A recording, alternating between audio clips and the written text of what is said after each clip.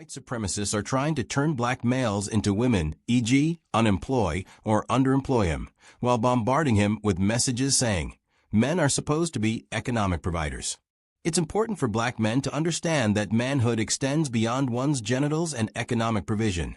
While they are important, it also includes the provision of guidance, physical/emotional protection of others, furnishing ideas, affection, limit setting, and play.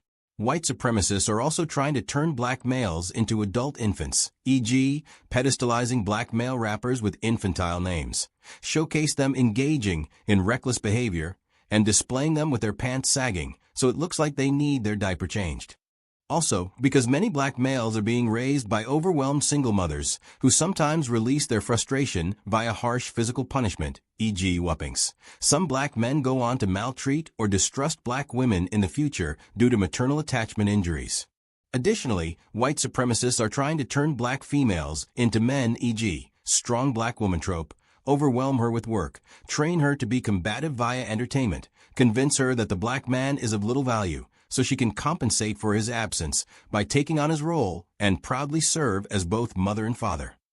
It's important that she understands that she has the right to be soft, affectionate, and compassionate, and to not fall for the strong black woman trope as a badge of honor. The white supremacists are also trying to turn black women into adult infants by having employers and colleagues relate to her as if she is incompetent. Also, by rendering her absent of a present father, she will be distrustful of black men, while simultaneously yearning for his love and affection, thus causing her to have an ambivalent posture towards black men due to her paternal attachment injuries. Black males have historical wounds around being respected due to the indignities of slavery, Jim Crow, etc. So respect is paramount. Black females have historical wounds around being heard due to the indignities of slavery, Jim Crow, etc. So making her feel heard is crucial. Because no self-respecting woman wants to be married to a baby, and no self-respecting heterosexual man wants to be married to another man, many black relationships dissolve, and the black collective is divided and conquered as the white supremacists hoped. The healing process requires a thorough understanding of white supremacy, and the black collective must see the system of racism, white supremacy, as their enemy and not one another.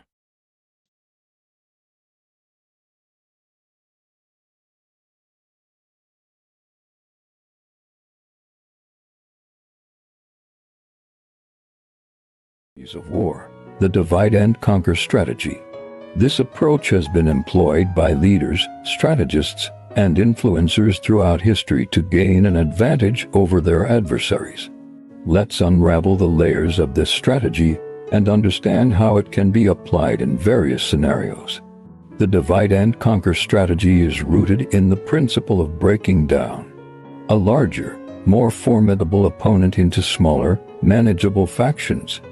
By creating divisions and exploiting existing rifts, a strategist can weaken their enemy from within. For instance, the Roman Empire famously used this tactic to expand its territory, pitting tribes against each other and then conquering the fragmented groups. Similarly, during the Cold War, the United States and the Soviet Union exploited ideological differences in various countries to gain influence and control. Psychologically, this strategy leverages the natural human tendency towards conflict and competition. By accentuating differences and fostering a sense of us versus them, the divide and conquer approach can effectively disrupt unity and cooperation among even on social media. Influencers and marketers create narratives that segment audiences to tailor their messages more effectively. The divide and conquer strategy, as outlined by Robert Greene, is a powerful tool in the arsenal of psychological warfare. However, it's important to wield this strategy responsibly and ethically, understanding the potential consequences of sowing discord. As we continue to explore the 33 strategies of war, remember that knowledge of these tactics is not just for implementation, but also for defense against those who might use them against you. Thank you for joining. When are monoracial black people going to stop excluding biracial people from blackness? Biracial people are still black. Historically speaking and systemically speaking, biracial black people have always been included in blackness. Biracial is not a racial category, and biracial people are not a monolith. If they have black in them, they still exist under blackness. For one, there are so many biracial people that are phenotypically black. There are a lot of biracial people that you can't tell the difference from a light-skinned black person. Then there are other biracial people who aren't even light-skinned. They my color. Biracial people are not a monolith. If blackness is only about phenotypes, are y'all finna start telling light-skinned people that they aren't black too? This is a slippery slope. Telling biracial people that they aren't black is opening doors for a lot of divisiveness and separation among our people. And for two, y'all are supporting claims for other groups when they say that black people do not have culture. Isn't that more important? Or do we only care about people who represent us by skin tone? If that's the case, then that means that we really don't have nothing in common. That there is nothing about black people in America that has a shared experience except for oppression, and that is sad. If all black people have in common is our phenotypes and our oppression because of our skin color and phenotype, that's not saying anything good about us. That is supporting every negative connotation about our people, about our culture, about our group. And I'm not for that. Biracial people, if they got black in them, they're black. You have a biological black parent and you were raised in black culture, in a black household, you're black. All trying to use the white man's logic to establish culture, power, and identity, and it's not going to work. You can never use the system that was used to enslave and separate us to empower us. It does not make sense. It's never going to work. All it is going to cause more separation, more division, and give us less power. Communities are not built by skin tone. Communities are built by values, culture, and experience. And a lot of biracial people share in our culture, our values, and our experiences. Let's not be further brainwashed by the system of white supremacy, because this is what it seems like to me. Divisiveness is not the answer. I also want to point out just how many biracial black people have been catalysts for racial change, because y'all often say that we're not part of the community or shouldn't be, and that our problems are different and they shouldn't be talked about in the same space and all of these people, look at all these people that were biracial. Frederick Douglass, W.E. Du Bois, Booker T. Washington, Thurgood Marshall, Malcolm X, Louis Farrakhan, Billie Holiday, Langston Hughes. Like, we have been around forever. This whole notion that like we haven't done anything good for the community, or if we have, it's been like a very small number of people, and like most of us walk around as tragic mulattoes who are ashamed of our blackness. Like, that is not true. White supremacists came to dominate the black collective by exaggerating and exploiting any differences they found within the group, and then turned us against each other. However, the truth is that just because my right hand and my left foot are different, it doesn't mean that they're not appendages of the same unified body. Black people must maintain this view. Whether one is classified as a monoracial black, biracial black, light-skinned black, dark-skinned black, female black, male black, black Hebrew, Israelite, Chemite, Christian, Muslim, diasporic African, or continental African. Surely there will be disagreements within the black collective. But even in our disagreements, we ought to forego maltreating each other with our words, tone of voice, or actions, as the white supremacists have taught us to maltreat each other. We don't want to be accomplices or co-conspirators with white supremacy by maltreating blackness. In keeping with the aforementioned body analogy, sometimes there will be cancerous growths that emerge in the body, e.g. tumorous breast cancer. And if the growth cannot be mitigated through less invasive means, the growth will need to be extracted via a lumpectomy so that the rest of the body isn't infected by the cancer. It would be an error to simply kill a person, i.e., take life from the whole body, just because one part of the body is infected. Similarly, if a person is a threat to the survival or well-being of the group, they may need to be extracted from it. Unity, self-respect, and group respect are the antidotes to the system of white supremacy, and all black people who are intent on thriving as a people ought to pursue this. This is not about hating white people, as they are not all white supremacists, although many are.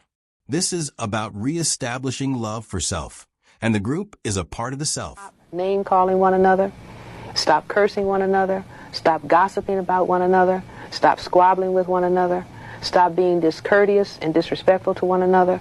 Stop fighting one another. Stop killing one another. Stop using and selling drugs to one another. Stop throwing down trash where black people have to live, work, and play. Did I say stop stealing, stop robbing?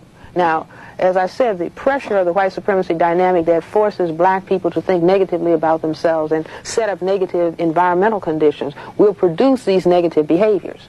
You see, but that's just like somebody putting you in check from the other side of the board. So you have to learn the tactics and strategies, the behavioral tactics and strategies, do you see, that will stop that from happening. So you're constantly on the offensive and the defense about preserving or evolving and developing a very positive image and concept of self. That's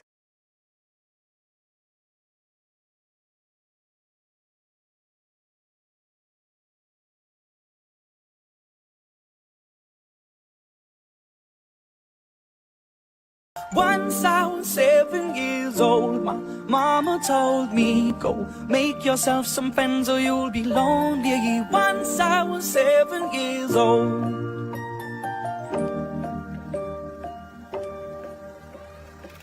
It was a big, big world, but we thought we were bigger, pushing each other to the limits. We were learning quicker. By 11, smoking herb and drinking burning liquor. Never rich, so we were out to make that steady figure. Once I was 11 years old, my daddy told me, go get yourself a wife or you'll be lonely. Once I was 11 years old.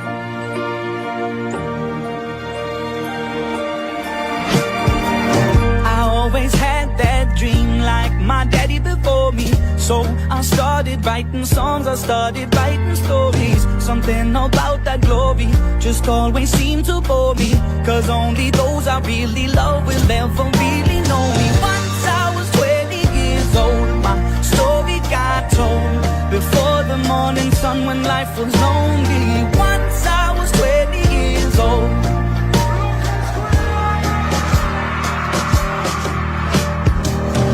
Only see my goals, I don't believe in failure, cause I know the smallest voices, they can make it major.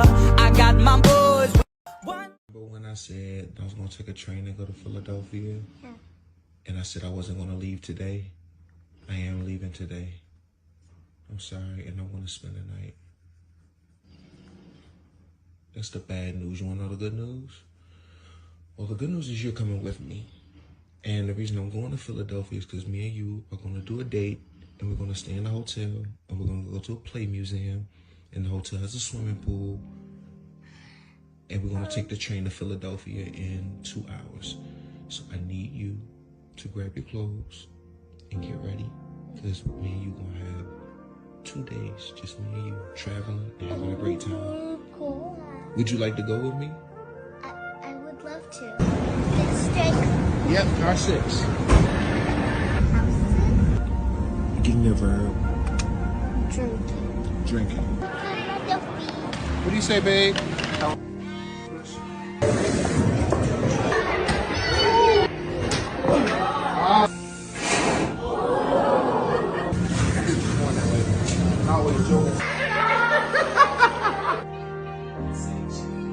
Cheers.